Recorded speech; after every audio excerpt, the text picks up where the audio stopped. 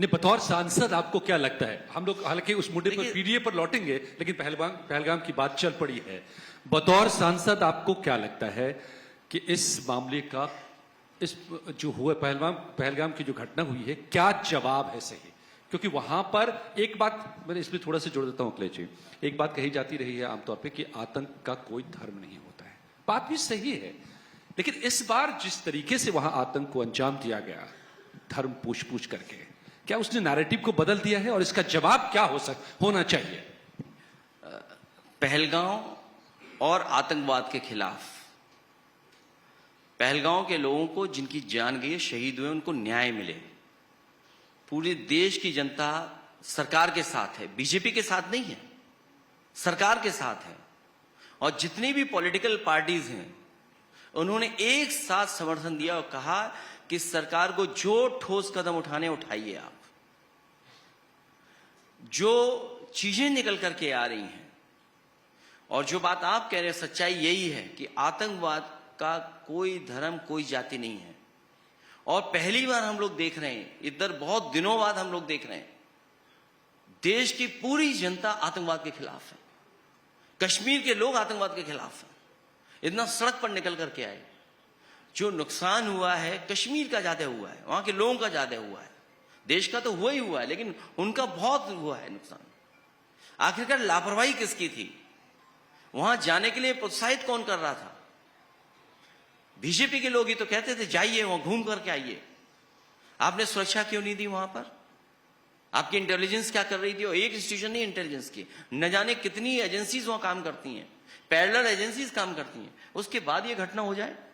और फिर नोटबंदी में आपने कहा था कि कोई आतंकवाद नहीं आएगा, आतंकवाद नहीं होगा। उसमें कमी आई है आतंकवाद में, आपको लगता है मोदी जी के प्रधानमंत्री बनने के बाद, या नहीं आई है? पहलगांव के बाद कोई भी डाटा अगर सरकार देगी, कोई स्वीकार नहीं करेगा।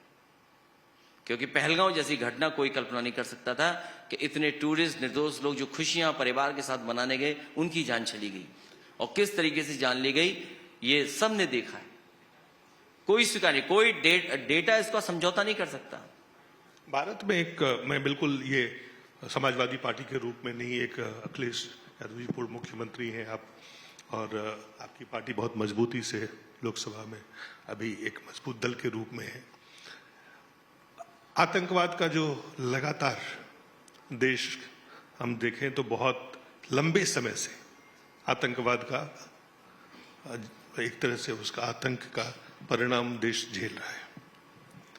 समय आ गया है क्या राजनीतिक तमाम जो राजनीति अभी लगातार हम सोशल मीडिया बाकी देखते हैं कि लोग ये कहते हैं कि ये एक ऐसा मुद्दा है जिस पे कि कोई सियासत, किसी तरह की राजनीति नहीं होना चाहिए। समय आ गया है जिस तरह से निर्दोष जाने जा रही है, इसको रोकने का एक कलेक्टिव विजडम के साथ देश को इसको आगे बढ़ना चाहिए।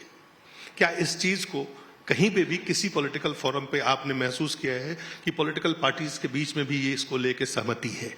मैं एक बिल्कुल ये सियासी सवाल से अलग है।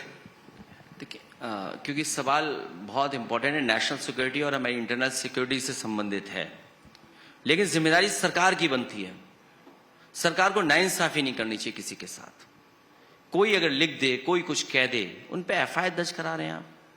यहाँ की एक प्रोफेसर लेडी, उन पे एफआईआर दर्ज करा दी। एक कविता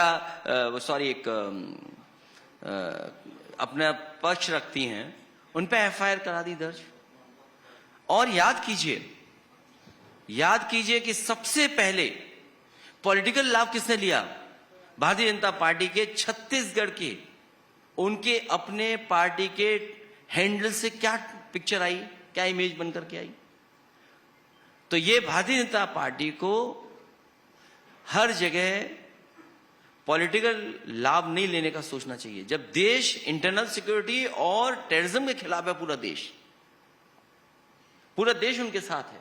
इसको हम डेमोन्स्ट्रेट कर रहे हैं। ठोस कदम उठाना है तो ठोस कदम क्यों नहीं उठा रहे हैं आप उठाइए ठोस कदम, देश आपके साथ है।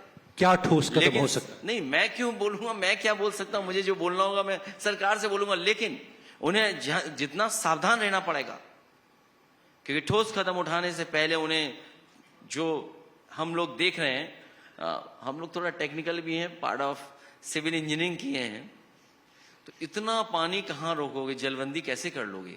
कहीं ऐसा तो नहीं है जलबंदी भी नोटबंदी जैसा निकले? आपका बैकग्राउंड भी रहा है, आप सैनिक स्कूल से पढ़े हैं। इसीलिए मैं कह रहा हूं कि आप अगर कह रहे हैं हम जलबंदी कर देंगे, आजकल सोशल मीडिया है, आजकल इंफॉर्मेशन बहुत फास्ट ट्रेवल कर रही है। कोई भी ऐसा नहीं है जो देख ना रहा हो, सुन नहीं रहा हो, समझ नहीं रहा हो कि आपको कितना बड़ा इंफ्रास्ट्रक्चर चाहिए होगा। आप झूठ बोल करके नहीं निकल सकते हैं। आपको इंफ्रास्ट्रक्चर चाहिए, आप पानी रोकोगे कैसे?